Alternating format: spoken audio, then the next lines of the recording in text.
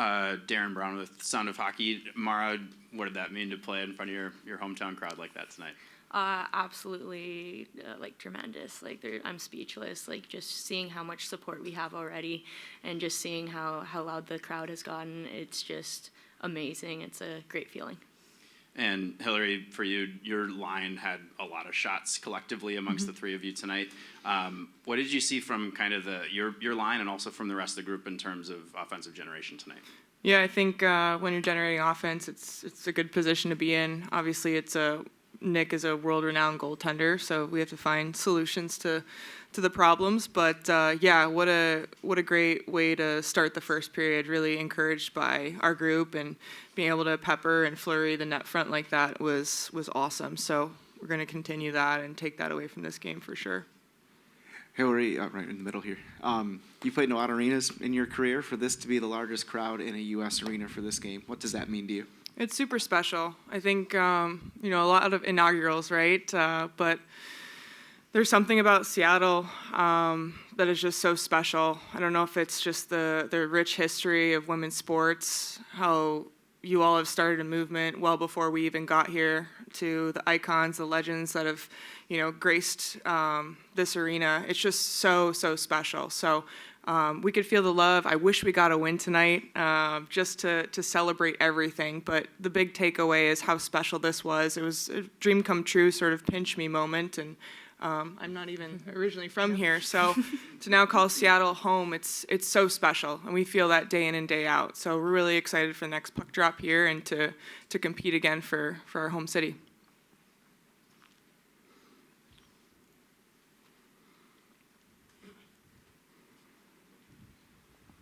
Hi, Patty Ricosi, Gloves Off Seattle. Marah, so many little girls in the crowd tonight that you've coached and just paid it forward that we saw, and seeing that is just so amazing. How did that feel? I'm sure you saw the signs, and we know going forward you're going to be doing more in that arena as well. So just more, how did that feel?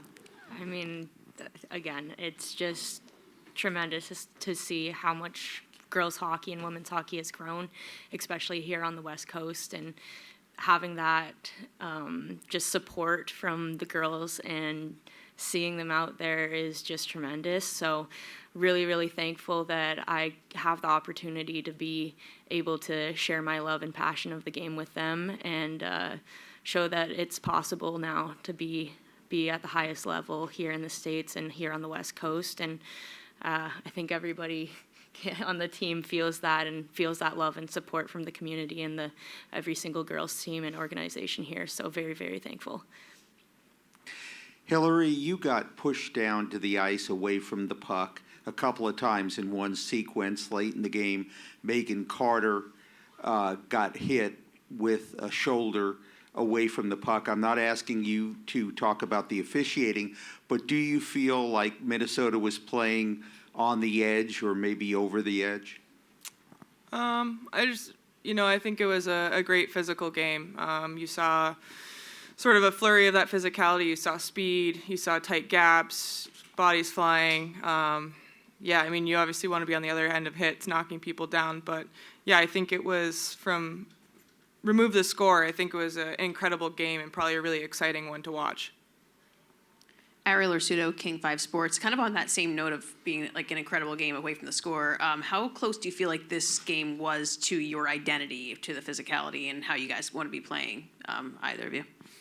Yeah, I think the first period was outstanding, and if we can bottle that up and play 3 periods like that, we're going to be a lethal team to play against. So I think you saw glimpses of our potential and what we're capable of, and now it's just stringing that together every single shift from the collective group, which is super exciting. Obviously, you want to win your home opener, but it is a process, and we have to trust it. And we've got great people that are coaching us and supporting us in ways, and we're learning every single day. We're coming to the rink working probably the hardest we've ever worked before, and that's exciting because we're going to see that growth, and it's going to translate well for us.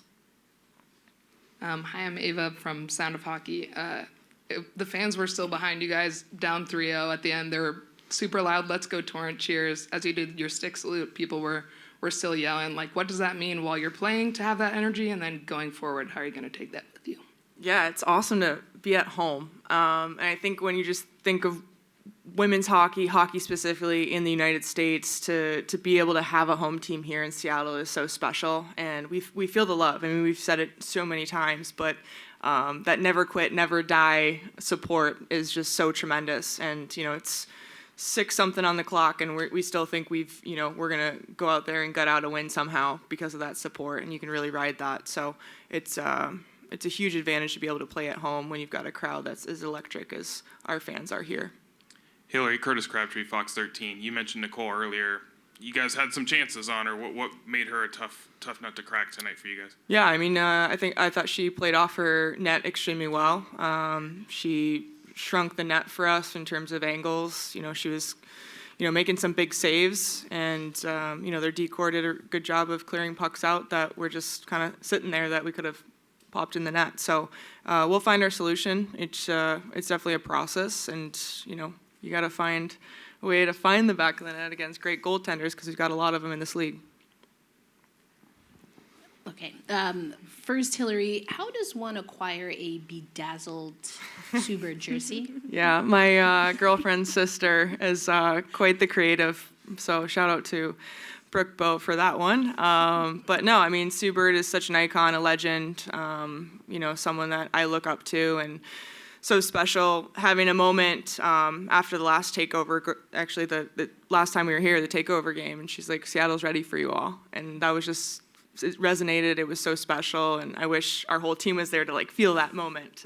And then sure enough, here we are only a few months later. So I thought it was only fitting to walk in with a Subert jersey and put a little flair on it for sure. We got to see if now she returns the favor, of course. But Marah, did want to come to you. You hear what Hilary says about women's sports here in Seattle being ready for y'all. What do you want to see from this team to take it to the next level and be ready for Seattle? Yeah, we have been taking tremendous steps. Every single day we're showing up to the rink and we're battling each other to the brink of the end. So we're pushing each other every single day, and I think that in the long run is going to project us to be the best team we can be. So I think we're pushing the limits, and we're going to continue doing that throughout the whole season. And yeah. Thank you. I think we fed off the building the last 6 minutes there when we were behind, and we didn't quit. We just kept pushing to the end. But I liked a lot of things we did tonight. Much better from Vancouver to tonight. I know the result isn't what we want, but this is, like I said before here, this is going to be a journey for us to get this identity to go. And there's a lot of good parts of that identity. We've been talking about playing faster, and we moved pucks way faster. Our defense didn't overhandle pucks. They got it up to our forwards. So we're just building that repertoire, and there's way less inconsistency tonight than we had against Vancouver. We were more consistent to our identity, and we just got to keep building on that and building that chemistry as we go.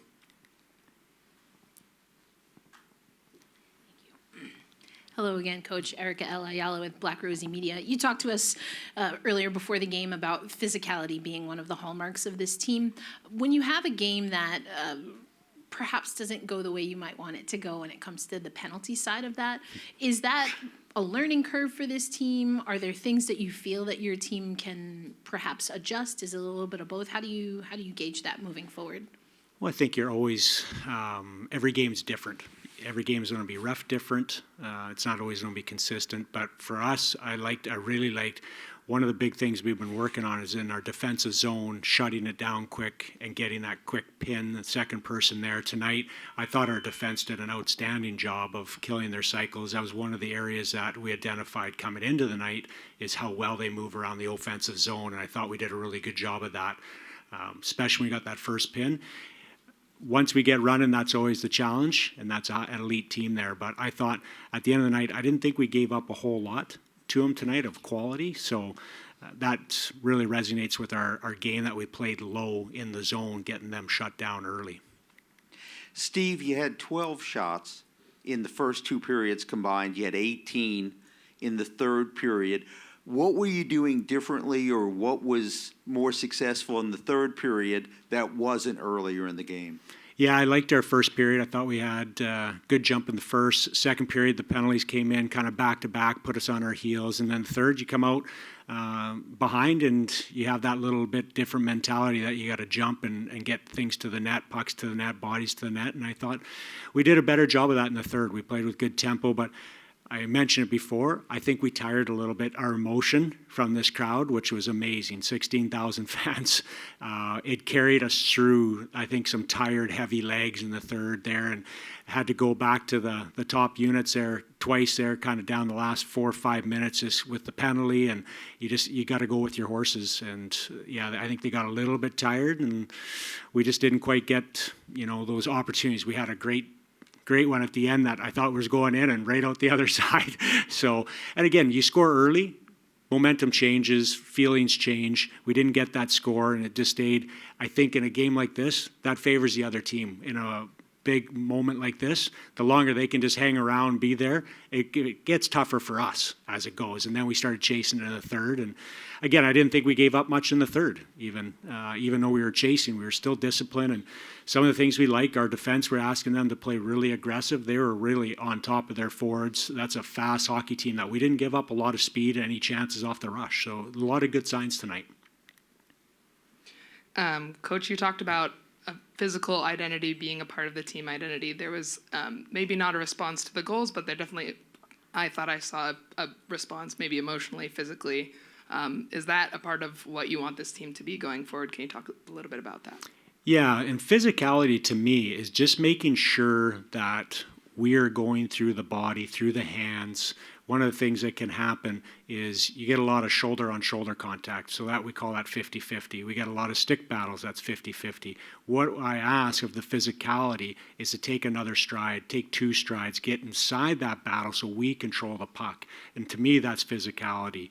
On our forechecks, along the boards, coming into the D zone, those are the areas that we need to be physical in and use our size. Megan built a good size hockey club here. Our forwards are big, and the ones that aren't like Bilka, she's a pit bull out there. She'll throw her body into anything. So, and again, even smaller players like that, they get inside, they control it. Then they're not up against a big person with a stick battle. So, yeah, I like that part of our game tonight. We were way more physical and on top of pucks. And ultimately, when you have that physicality, that means your feet are moving. If we don't have it, that's telling us our feet aren't moving and we're behind the play. Coach Charles Hammaker with Circling Seattle Sports. Can I get your thoughts on what you've seen from your goaltender in these first 2 games? I know the general stats won't favor her, but it feels like she's had to absorb a lot in these first 2 games for you guys. As you mentioned, it's a process. Yeah, I think we can clean up some things. I thought first shot, she was really good on again tonight. I think the cleanup area is just our exchanges with our D. Being able to talk and make sure we're communicating and having trust, and that doesn't come overnight. I thought the third goal, we could have done a better job. That was a scramble around there. If she would have held on to that, I think that one she would probably like to have back there at the end of the PK.